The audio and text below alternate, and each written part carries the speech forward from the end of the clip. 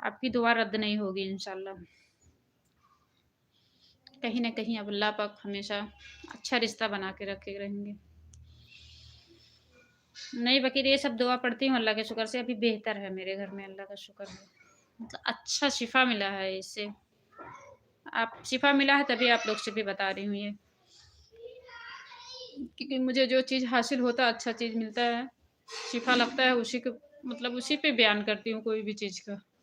मैं तो इतना पढ़ी नहीं हूँ कि मुझे इतना मतलब ज़्यादा दीन के बारे में उतना मालूम नहीं है।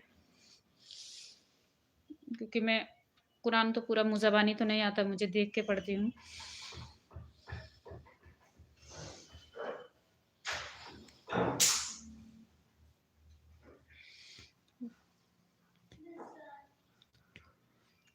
ये अभी कैसे कोई परेशानी है, कोई कुछ भी है तो यही पढ़ते या रब्बे मूसा या रब्बे कलीम बिस्मिल्लाहिर रहमानिर रहीम।